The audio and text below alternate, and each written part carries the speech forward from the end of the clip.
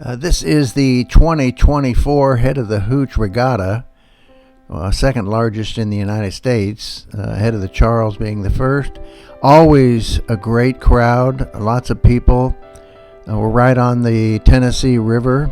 A great number of people come from really all over the country, and you find that there's clubs that put up their tents all along the way. Along the shoreline, right in front of the aquarium, which is a beautiful thing here in the Tennessee River. And then they have they have some exhibitions every once in a while. I think this was called one of these the Nina, but Chattanooga is just always has certain exhibitions there at the waterfront. Of course, the skulls are all over the lawn area. There's the launching of the boats. This is the Lookout Rowing Club. This is the women's four. They are always on the podium. I think in this year was no exception. They're tremendous rowers. In fact, this was the Lookout Rowing Club. The end of their race, you enter the water, you row on the other side of the river all the way up to the starting line, and then you come down the starting line and then back into the exit dock here, where you bring the skulls out and put them back where you've been able to put them, usually on the lawn. But a lot of competition, singles, doubles, quads, eights, a lot of Masters events. I was in the Masters 65 plus. I think there was 14 in my race, which is quite a few. Okay, we're here at the 2024. What are we? Hooch, the second biggest rowing race in the United States. The biggest being the Head of the Charles in. Where is it? New Orleans, right? Boston. Cambridge. Boston, that's right. Boston, that's right. And Dave's a special guy. I can almost see his best Foley down here, which he's letting me use tomorrow in the race. I'm the oldest guy by 9 years. Oh, I didn't know that. Yeah, I'm next youngest to me is 9 years younger. Well, tell me about your rowing history, Dave, and how it's enhanced the quality of your life, and just your thoughts about rowing. Right. Well, I was in college, and I came to college as a football player and chose... Which college? University of Pennsylvania in Okay. Philadelphia. And I got involved in rowing instead. It's a year-round sport. Yeah. It is a difficult one in... colder climes, or perhaps areas where there's not a whole lot of water. Yeah. But for the most part, most of the rowing kind of hugs the coast, both on the East Coast and the West Coast, with some pretty excellent crews in the Great Lakes, including University of Wisconsin. Yes. So I rowed in college, and one of the biggest mistakes I think I made in college was to quit rowing my last year so that I could improve my grade point average. And what I learned is I just improved my ability to watch TV and relax and not do anything. So the first lesson that I think I took from crew was that rowing disciplined my life, and it gave me shape to structure my schedule. And so later on in life, when I was raising kids, I happened to be near water in Fort Lauderdale, Florida. Got involved again, and then as my kids got older, 2 out of the 3 of them got involved in rowing. One of them in the junior national team, and he actually received a college scholarship. So it was nice. It was nice to be a crew dad for about 12 years until he went off to college, and then I got involved in the Head of the Hooch, which you'll see is a very large regatta. We've got 1,100 boats and 1 steamship, and we row over the course of 2 days, a time trial. So it's not a race as you would imagine with lanes, but each starts at the same spot and ends, and then at the end of each category, you'll find out who won, which makes for a nice spectator sport because you're seeing a constant stream of boats through the weekend. You mind if we ask your age, Dave? I'm 61, 61. and this is definitely a sport for all ages. Yes. We have a master's program that has its own categories. So they have singles and doubles and quads. Those are events where they have 2 oars. They call that sculling. And then they even have 4s and 8s that are usually driven or steered by a coxswain. And all those categories have masters.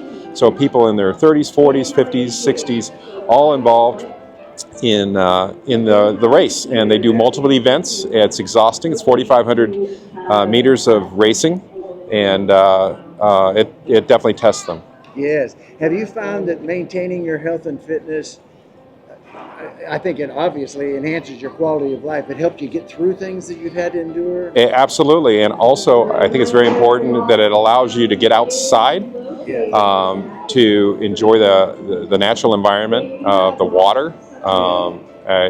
It gives you a sense of purpose in the morning, because after about 10 o'clock, when the wind starts picking up, the water becomes less desirable. Right. So you tend to be a morning person when you row here. That's true. You say, did you go through any injuries that being in shape has been an asset? Absolutely. Yeah, I actually had a shoulder surgery about 9 years ago, and this sport allows me to keep my shoulder nice and tight, along with some lap swimming that I do, and so that it doesn't fall basically out of its socket.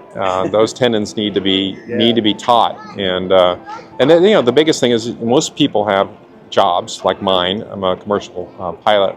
Which airline? I work for American. American, yeah. And so I still have approximately 4 more years of flying left in me. And the sport, allows me to keep my medical certificate, which enables me to earn a living. Yeah, that's fantastic. Any belief system that helps you through life? Oh, absolutely. Yeah, I'm in crisis at the center of my life. My family has been focused around the Presbyterian Church in Fort Lauderdale, and now up here at the First Presbyterian Church in Chattanooga. Yeah, fantastic. And they were all educated in a Christian school. Absolutely, it's a wonderful sport to bring like-minded people together. And, we have a Bible study at First Pres on Macaulay called Dead Theologian Society.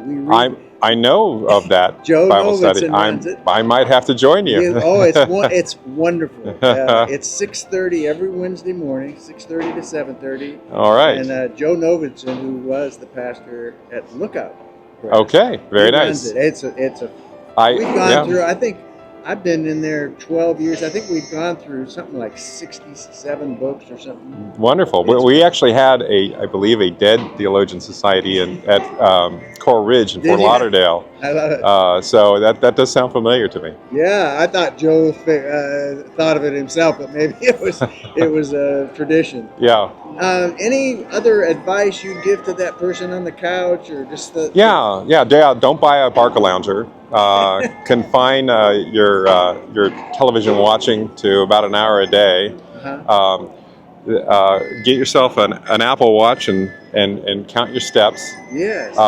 But I'm into diversity of workout rather than intensity as I'm getting older. Yes. I would much rather walk for 6 miles than run for 3. Yes. So that usually keeps you out of the orthopedics office. Yeah, that's great advice. Great advice. And I just appreciate, and Dave also let me use his Vespoli, which is right down here on the ground, for my race tomorrow, which I totally appreciate. Well, Dave, what a blessing. Thank you for your input, and hopefully it'll inspire others to get out and at least look into rowing as a possible... Wonderful. I met some people, by the way, in Oak Ridge. They hadn't started rowing until they were in their 70s. There you go. So it's wonderful. Not too late. Absolutely. All right. Thanks again, Dave. You betcha.